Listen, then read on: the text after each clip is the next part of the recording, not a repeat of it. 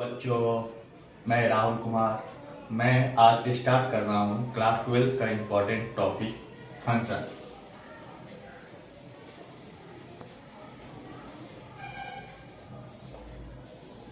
Class 12 का ये बहुत ही इम्पोर्टेंट चैप्टर है कि फंक्शन क्या होता है। फंक्शन के अंदर हम पढ़ेंगे कि डोमेन क्या होता है, रेंज क्या आता है। इससे रिलेटेड बहुत सारा क्वेश्चन एग्जाम में आता है। इवन बोर्ड एग्जाम में, IIT JEE एग्जाम में, बहुत सारे एग्जाम में आपको कॉम्पिटिटिव के लिए फंक्शन बहुत ही इम्पोर्टेंट चैप्टर है। तो हम देखते हैं कि फंक्शन होता क्या है। फंक्शन अगर मैं y equal to f of x लिख रहा हूँ तो ये फंक्शन को डिफाइन किया जाता है। मतलब y क्या है? फंक्शन ऑफ x है। तो यहाँ पे जो x है, x को बोलते हैं इंडिपेंडेंट वेरिएबल।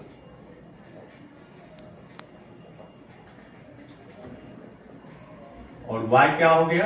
डिपेंडेंट वेरिएबल हो गया।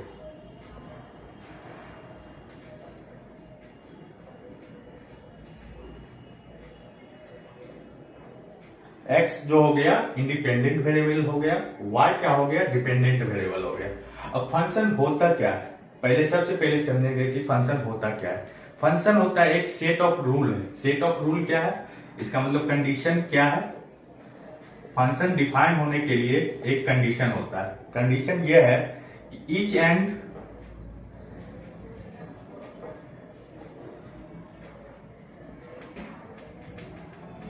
And every value of x gives unique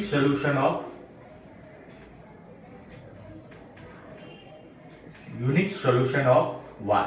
इसका मतलब क्या हो गया?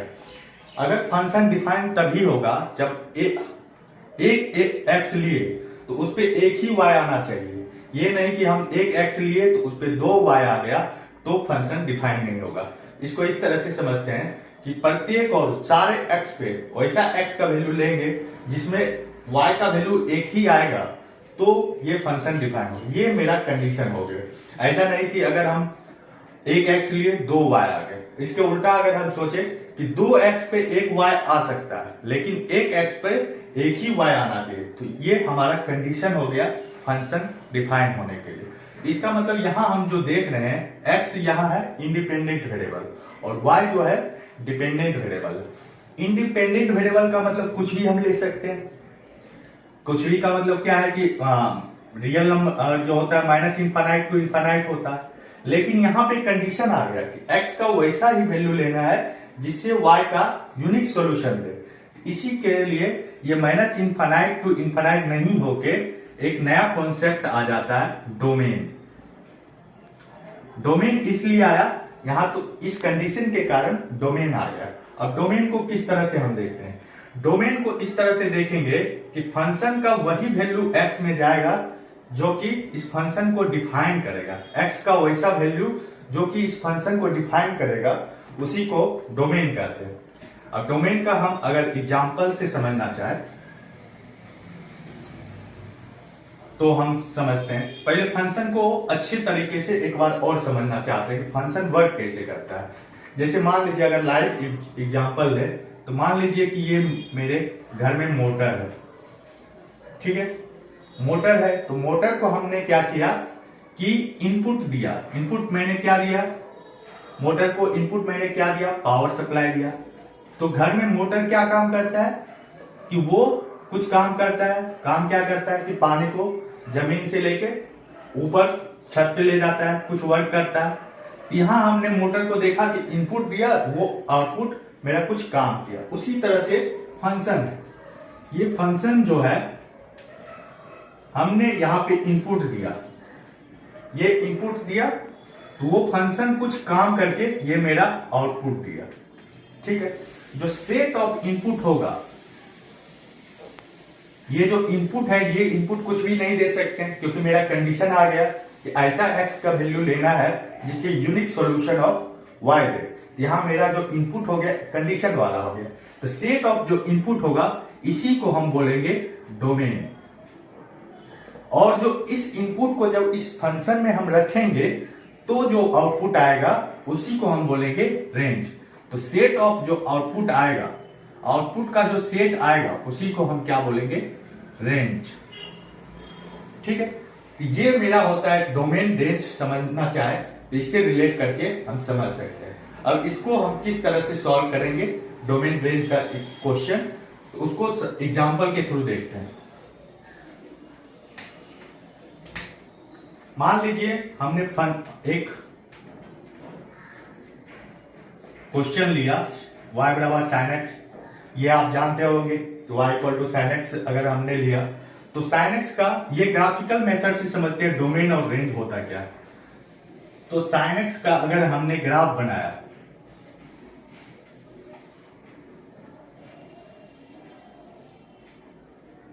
ये जानते हैं ये y है, ये x है, ये मैक्सिमम वैल्यू 1, मिनिमम वैल्यू -1 देता है, ये 0 होता है, ये पाई होता है, ये 2 पाई होता है, सो ऑन होते रहता है।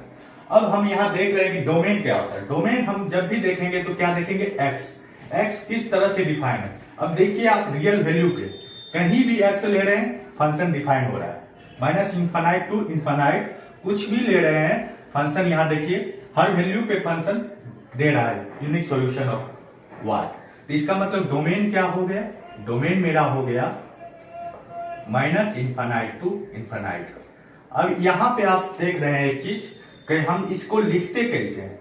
तो -∞ को हमने ओपन ब्रैकेट से लिखा, इनफाइनाइट को ओपन ब्रैकेट से लिखा। ब्रैकेट का क्या कॉन्सेप्ट है कि अगर एग्जैक्ट वैल्यू नहीं हो तो हम ओपन ब्रैकेट से शो करते हैं, अगर एग्जैक्ट वैल्यू रहेगा तो हम क्लोज ब्रैकेट से शो करते हैं। ठीक है, अब यहाँ -∞ तो एग्जैक्ट वैल्यू नहीं है, बहुत छोटा नंबर, इतना छोटा हम लेकिन मुझे पता नहीं है, इसीलिए मैंने इसको ओपन ब्रैकेट से शो किया। अच्छा, अब रेंज की बात करते हैं। तो रेंज देखने के लिए हम क्या देखते हैं, y का वैल्यू। अब y का वैल्यू देखिए आप, -1 से छोटा जा रहा है, नहीं जा रहा है, 1 से ज्यादा जा रहा है, नहीं जा रहा है, हमेशा y इसी के बीच में लाई कर रहा है, -1 to 1। अच्छा, एग्जैक्ट वैल्यू 1 आ रहा है कि नहीं। अब अगर हम π/2 पे देखते हैं, sin π/2 का वैल्यू क्या आ रहा है, 1 आ रहा है, मतलब एग्जैक्ट वैल्यू आ रहा है, -1 आ रहा है। अगर हम -π/2 रखेंगे तो sin -π/2 का वैल्यू -1 आएगा, इसका मतलब एग्जैक्ट वैल्यू आ रहा है। और रेंज हम ग्राफ से देख रहे हैं, हमेशा -1 से 1 के बीच में ही आ रहा है। x का कोई भी वैल्यू ले, 0 से लेकर इनफाइनाइट या -∞ टू 0, हमेशा देख रहेंगे कि 1 और -1 के बीच में ही आ रहा है। तो रेंज को क्या लिखेंगे, -1 1। स्टार्ट हमेशा छोटा नंबर से ही करते हैं। अब देखिए यहाँ पे हम क्लोज ब्रैकेट दिए, क्यों, क्योंकि एग्जैक्ट नंबर आ रहा है, तो एग्जैक्ट नंबर आएगा तो हम क्लोज ब्रैकेट से शो करेंगे। ये तो मेरा हो गया एक ग्राफिकल मेथड। अब दूसरा एक मेथड देखते हैं कि डोमेन रेंज कैसे निकालते हैं, वो एनालिटिक मेथड बोलते हैं। एक और एग्जांपल लेते हैं। मान लीजिए हमने एक लिया एग्जांपल 1/x-3, ठीक है, ये मेरा एग्जांपल हो गया। अब इसमें हम डोमेन निकालेंगे। अब हम जानते हैं कि फ्रैक्शन में अगर नीचे डिनोमिनेटर में 0 आ गया तो वो क्या होता है, अनडिफाइंड होता है।